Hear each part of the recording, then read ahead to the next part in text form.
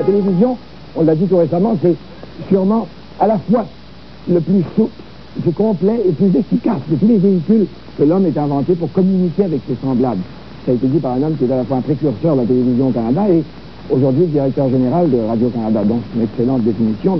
La télévision, justement, véhicule, a essayé depuis 5 ans de véhiculer même des choses assez difficiles et de les rendre visuelles comme des idées, des chicanes, que les idées engendrent presque automatiquement, et des événements, enfin d'être le reflet et aussi l'écho de toutes ces choses, ces courants qui traversent notre monde. «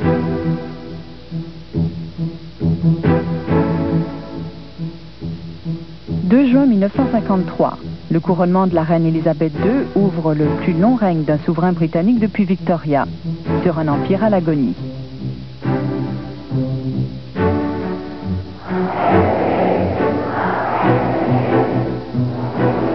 27 juillet 1953. Un armistice met fin à la guerre de Corée.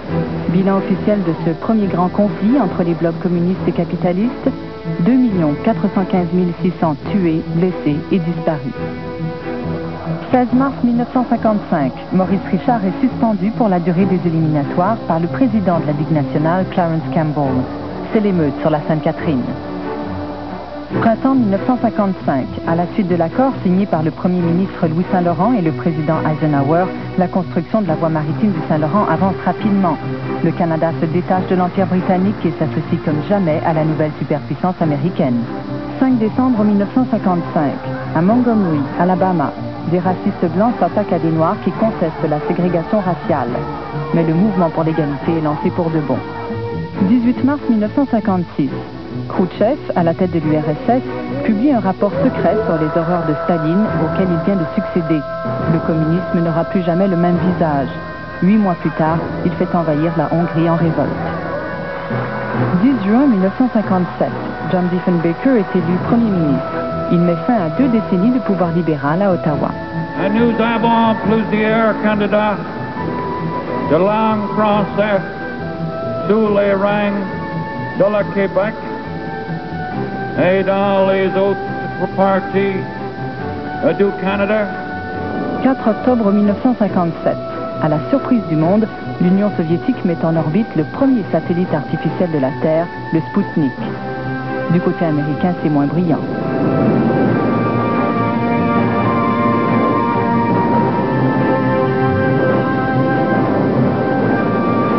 Les États-Unis sont en train de perdre la course à la conquête de l'espace. 4 novembre 1958, l'Église catholique a un nouveau chef, Jean XXIII, le bon pape. Il convoque le premier concile depuis un siècle. L'Église cherche à s'adapter au monde moderne. 2 janvier 1959, les rebelles de Fidel Castro, partis de la Sierra Madre, chassent le dictateur Batista et proclament leur gouvernement révolutionnaire. Le 8 janvier, ils entreront à La Havane. Est-ce que vous avez l'impression, parmi les gens que vous avez vus, soit comme participants ou comme auditeurs qui en parlent, que le choc se produit vraiment avec la télévision, que ça accroche? Mon Dieu, oui, j'ai l'impression que ça accroche beaucoup, parce que des questions qui étaient discutées par un très petit nombre de gens dans des publications qui avaient presque pas de tirage, par la télévision, sont devenues le pain quotidien de la discussion d'à peu près tout le monde. Radio-Canada est en situation de monopole, ce qui n'est pas rien, elle est la seule télévision, et puis dans une société qui est de moins en moins monolithique, à savoir la pré-révolution tranquille est déjà en place, des nouvelles élites se développent, la vieille garde est en train de disparaître, le duplessisme et le cléricalisme chantent peut-être leur dernier chant du cygne, et on est très à la veille de déboucher dans ces années mouvementées 60. À l'intérieur de cette période 50, déjà l'information, nouvelle comme affaires publiques, est extrêmement active, il faut bien en convenir. Ainsi, une équipe comme celle de René Lévesque, qui dirige Carrefour, avec une Judith Jasmin, avec un Jacques Languirand et combien d'autres, ça tourne pas autour du pot et puis ça soulève des vrais problèmes. Or, nous sommes dans une société qui est à ce moment-là en pleine ébullition, qui se remet en question et que Radio-Canada, bien sûr, contribue aussi à se remettre en question. Ils nous appelaient les gauchistes du temps, et je crois que nous avions peut-être mérité cette appellation. Oui, vraiment, nous étions en lutte contre cette société qui se refermait sur elle-même, qui refusait d'évoluer, qui refusait de voir ce qui se passait ailleurs, qui brimait un peu les idées nouvelles. Non, je crois que nous avons lutté contre ça. Et Radio-Canada, ceux qui étaient journalistes à Radio-Canada, évidemment, de temps en temps, ça perçait. C'est la télévision qui a lancé la carrière publique des deux grands personnages de notre histoire contemporaine. Au cours de cette première décennie, elle a joué ici un rôle politique qu'on ne retrouve dans aucune autre société occidentale développée.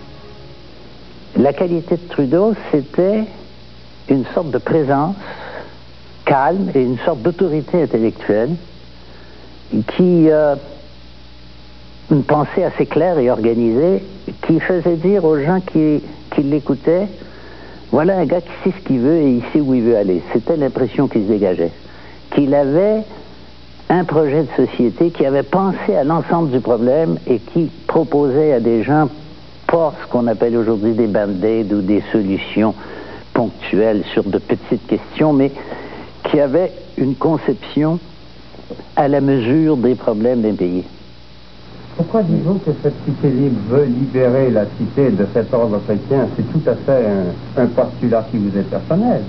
Vous dites que ces gens-là n'ont pas les mêmes réformes que moi. Donc, par conséquent, c'est des gens qui ne veulent pas la continuation de la cité chrétienne. C'est ça votre postulat? Mais je ne dis pas que moi, parce que je crois pouvoir vous dire, prenons le pape qui est le chef de l'Église, oui. Eh bien, je crois lire à peu près tout ce qu'il dit chaque semaine. Bon, dans l'Osservatore Romano. Et puis quand je lis Cité libre, eh bien, je n'ai pas du tout l'impression qu'on va du tout dans le même sens. Non, mais d'autres gens que vous lisent le pape et ont l'impression qu'ils, mon Dieu, ils ne sont pas en contradiction avec le pape quand ils écrivent. Et vous, votre solution, c'est de tomber à genoux devant Dieu justicier, lui demander de, mon Dieu, que son règne arrive. Mais alors, ceux qui veulent véritablement agir pour que ce règne arrive, suivant leur conception... Mais croyez-vous que ça n'est pas agir que de demander sur le plan social, l'organisation professionnelle corporative que les papes ont demandé 14 fois depuis 20 ans, et tous les catholiques sociaux, semble-t-il, pas tous, non, mais trop nombreux sont les catholiques soi-disant sociaux, qui veulent de toutes les formules socialisantes, collectivisantes ou libéralisantes, mais jamais de cette vraie démocratie économique qui consisterait à demander aux employeurs et aux salariés de prendre ensemble leurs affaires et de faire ensemble l'organisation de la production. Pourquoi est-ce qu'on n'en parle jamais? Mais parce que c'est de la foutaise. Ce qui était frappant dans le cas de René Lévesque, il avait un don assez extraordinaire. C'est qu'en l'écoutant, on n'était pas porté, notre réaction n'était pas comme cet homme est brillant.